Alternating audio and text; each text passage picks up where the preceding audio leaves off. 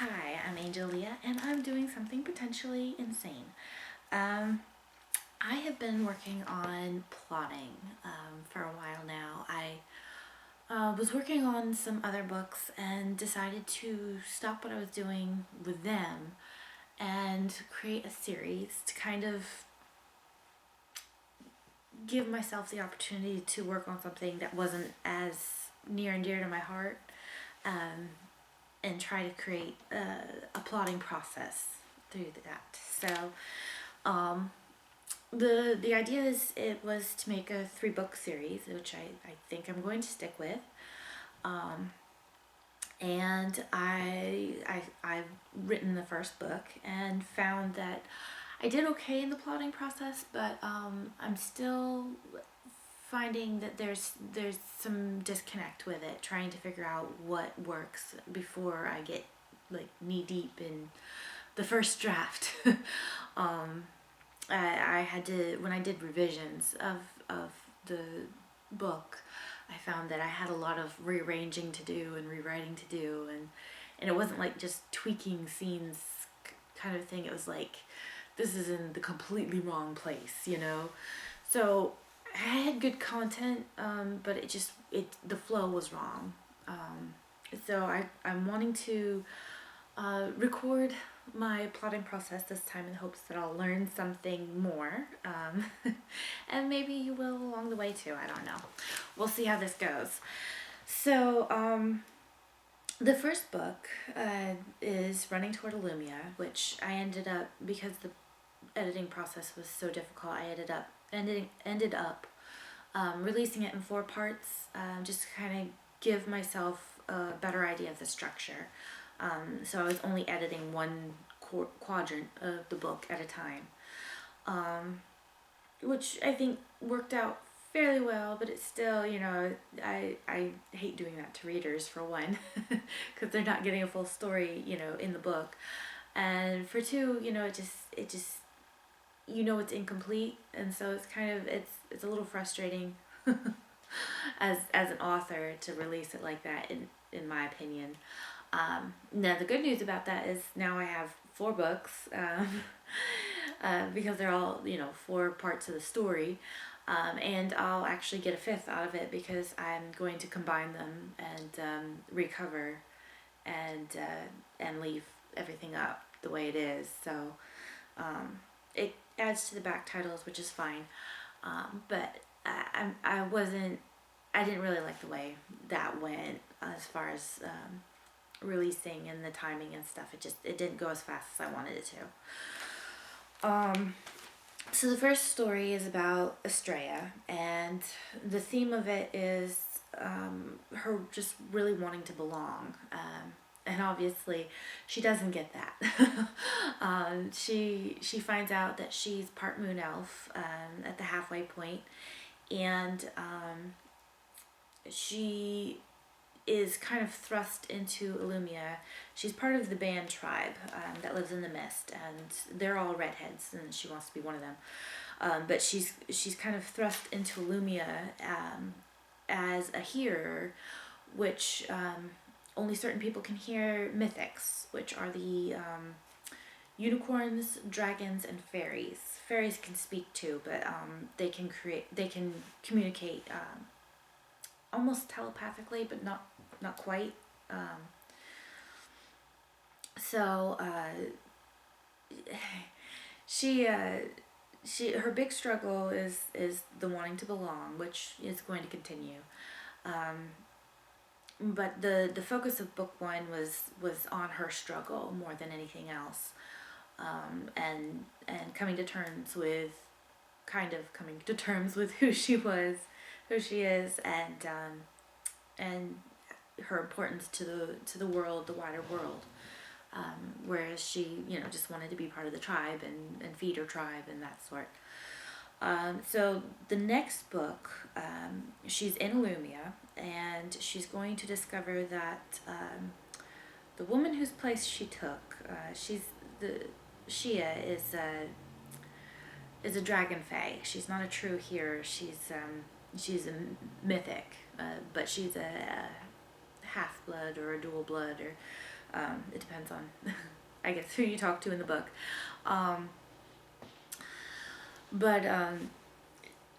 So she's kind of Estrella's other half, and this book is going to really bring her more into play, and we're going to discover that Estrella's father is a moon elf, obviously, but he didn't live in the village.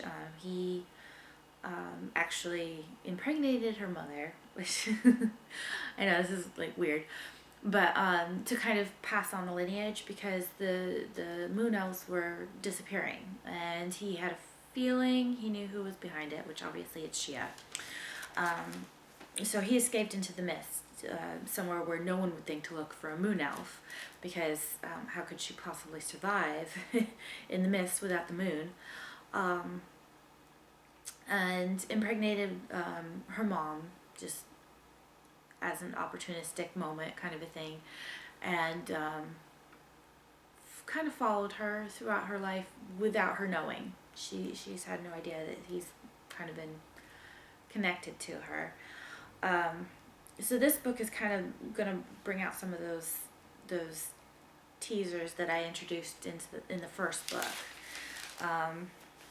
Starting out in Illumia, and I'm going to end up back in Illumia. The first book, I started out in the Mist, and I ended in Illumia.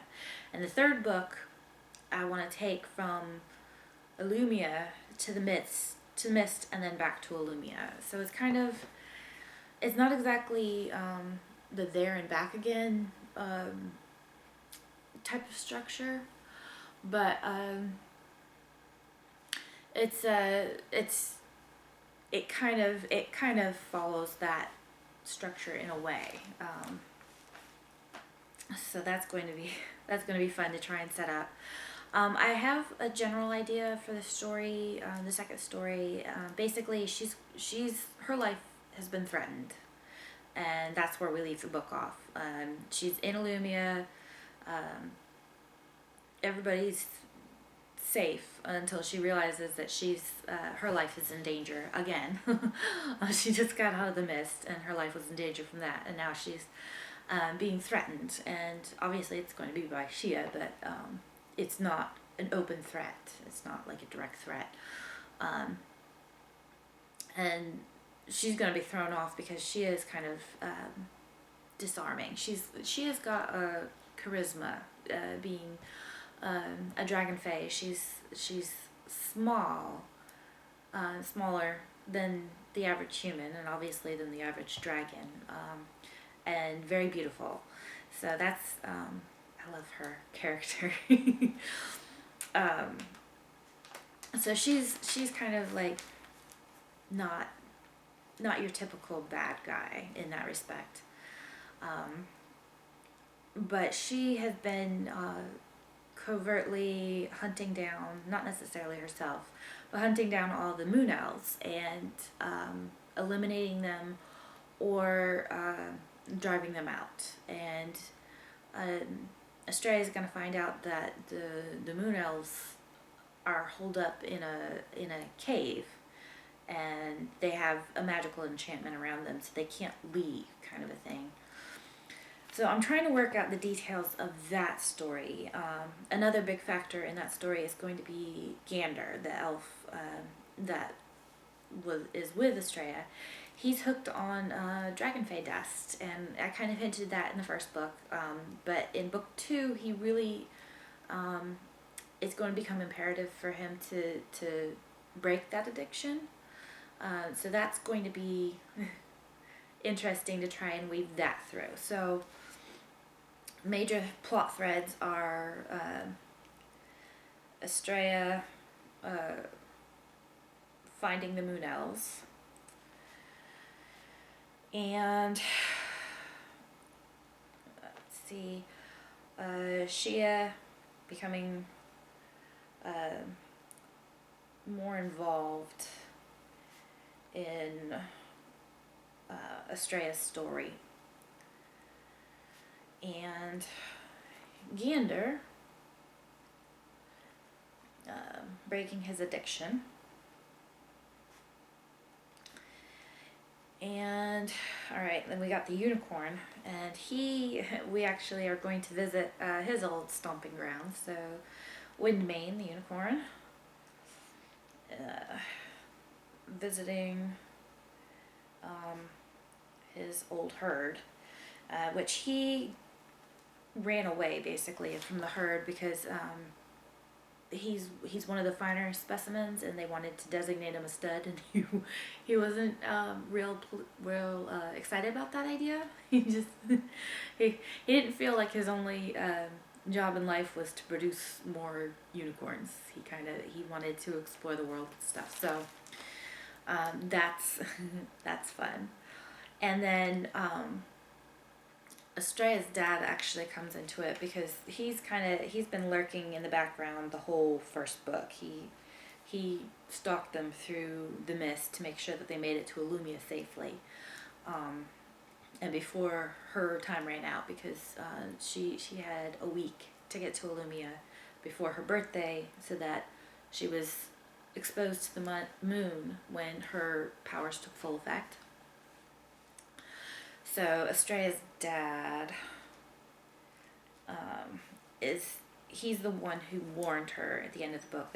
It's not in the book, but he's the one who warned her, and he's going to meet her and accompany her in the quest to find the rest of the moon elves. So that's going to be interesting. Estrella's dad, more involved. I know I want to put in a scene of them in the fairy forest, because they're going to have to go through all the, well, I shouldn't say all, but the maybe. I was gonna say they're gonna go through all three of the mythic realms, but the thing is, the dragons are in the mountains surrounding the mist, which is where Estrella came from. So in order to go through the dragon realms, she'd have to double back to almost the mist in order to get there, unless there was somewhere else.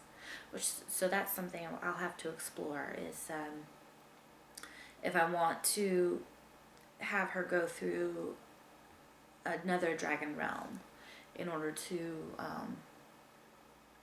it would be connected, but maybe a little further off, so that she didn't have to like go out of her way to go through the dragon realm and kind of encounter them. I mean, she's got this newfound responsibility of being their mouthpiece, and so I think she's going to go on the journey with the ruse of meeting the subjects, even though she communicate with them kind of telepathically when she connects with the moon. She can kind of communicate with them all at once. I think she'll go with the ruse of wanting to see, where they live and meet them in person and stuff, and kind of get a better feel for her job. She has been tasked with teaching her how to deal with the mythics, but yeah, that's an interesting thought. So, but she wants, I need her to go through the fairy forests, and I want that to be at night, because the fairies use fairy dust, obviously, and they can glow. So that's going to be a magical scene, obviously, kind of like fireflies, and then like I said, Windmane, we want to go through the unicorn fields to deal with Windmane. And so that's kind of where I'm at. I think next time I'll kind of discuss the different, well, start talking about the different plot points, and see if I can't start throwing out some ideas and get something a little more concrete drawn up. So that's it. Have a great day, like and subscribe, and I hope you'll check out Angel Leya again. Thanks.